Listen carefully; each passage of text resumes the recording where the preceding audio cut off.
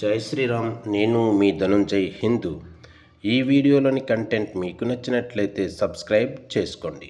మనం ఈరోజు స్వేచ్ఛావాయువులు పీలుస్తూ ఆనందంగా జీవితం గడపడానికి వెనుక ఎందరో వీరుల త్యాగఫలం, ఎందరో దేశభక్తులు తమ ప్రాణాలను లెక్క చేయకుండా మనకు పెడుతున్న భిక్ష అనవచ్చు. మన దేశం కోసం తమ ప్రాణాలను సైతం లెక్క చేయకుండా పాకిస్తాన్ వెళ్ళి అక్కడ ఉండి వారికి చిక్కి చివరికి అతి దీనంగా మరణించిన రా agent Black Tiger Ravinder Kaushik గారి గురించి ఈరోజు తెలుసుకుందాం. రవీందర్ కౌశిక్ ఏప్రిల్ 11, 1952న ఇండియా పాక్ సరిహద్దుకు ఆనుకున్న రాజస్థాన్ పట్నం శ్రీ గంగానగర్లో జన్మించాడు. అతని తండ్రి జేఎం కౌశిక్, తల్లి ఆమ్లాదేవి. తండ్రి వైమానిక దళ అధికారి. అతని బాల్యం 1965 మరియు 1971 భారత్ పాక్ యుద్ధాల నేపథ్యంలోనే గడిచింది.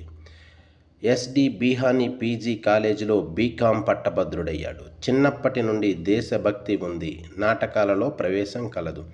తన 23వ ఏటనే ఇండియన్ ఇంటెలిజెన్సీ రాలో చేరారు. ఆ రోజుల్లో పాకిస్తాన్కి అండర్ కవర్గా వెళ్ళడానికి ఎవరూ ముందుకు రాని సమయంలో నేను వెళతాను అని ముందుకు వచ్చారు రవీందర్ కౌశిక్. పాక్ వెళ్ళడానికి ఉర్దూ నేర్చుకున్నారు. ఇస్లాం మతంలోనికి మారారు. ముస్లింల మత విద్యను నేర్చుకొని అహ్మద్ షాకీర్ అనే పేరుతో పాక్లో 1975లో అడుగుపెట్టారు. పాకిస్తాన్కి అనుమానం రాకుండా ఉండడానికి ముందుగా కరాచీ యూనివర్సిటీలో ఎల్ఎల్బి పూర్తి చేసి పెద్ద హోదాలో పాక్ ఆర్మీలో చేరారు. మేజర్గా పదోన్నతి పొందారు. తరువాత స్థానికంగా ఉండే అమానత్తును వివాహం ఆడారు. 1979 నుండి 1983 సంవత్సరం వరకు అత్యంత విలువైన సమాచారాన్ని రీసెర్చ్ అండ్ అనాలిసిస్ వింగ్ మరియు భారత సైనిక దళాలకు పంపేవారు. పాకిస్తాన్ దొంగ దెబ్బ తీయాలి అనుకున్న ప్రతిసారి ముందుగా సమాచారం ఇచ్చి మన దేశాన్ని కాపాడేవారు. కానీ దురదృష్టవశాత్తు రవీందర్ కౌశిక్తో సంబంధాలు ఏర్పరచుకోవడానికి పంపబడిన మరో రా ఏజెంట్ ఇన్యాత్ మాసిహిబ్ చేసిన చిన్న తప్పు వలన రవీందర్ పాకిస్తాన్ ఆర్మీకి దొరికిపోయారు.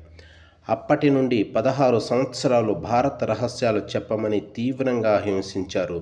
చేతులకు కాళ్లకు ఉన్న గోళ్లను తీసివేసి రక్తాలు వచ్చే విధంగా సూదులతో గుచ్చుతూ నోట్లో ఉన్న పళ్లను రాతితో విరగ్గొట్టారు. శరీరంలోని సున్నిత భాగాలలో చిన్నపాటి ఇనుప శూలాలను గుచ్చుతూ నరకం చూపించారు.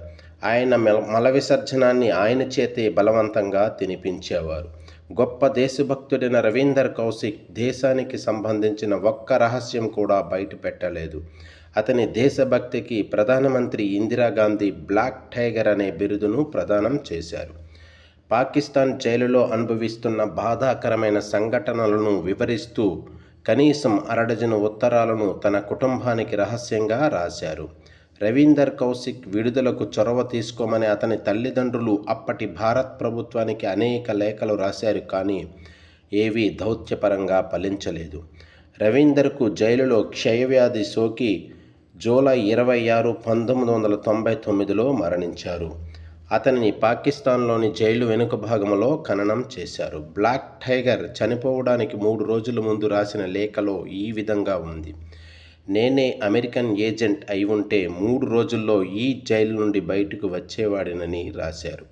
ఎందరో మనకు తెలియని దేశభక్తులు పాక్ జైల్లో లెక్కలో లేకుండా ఎన్నో రకాల శిక్షలు అనుభవిస్తూ దేశ భద్రత కోసం ప్రాణాలు అర్పిస్తున్నారు. ఇలాంటి వీరుల చరిత్ర మనకు తెలియనివి ఎన్నో. దేశభక్తులను తలుచుకుంటూ నివాళులు అర్పిస్తూ బ్లాక్ టైగర్ రవీందర్ కౌశిక్ లాంటి రా వీరుల త్యాగాల చరిత్రను పాఠ్యపుస్తకాలలో పొందుపరిచి మన భావితరాలకు వారి యొక్క త్యాగాలను తెలియచేయవలసిన అవసరం ఎంతైనా ఉంది. బ్లాక్ టైగర్ రవీందర్ కౌశిక్ గారికి ఇవే మా నివాళులు. జై హింద్. భారత్ మాతా కీ జై.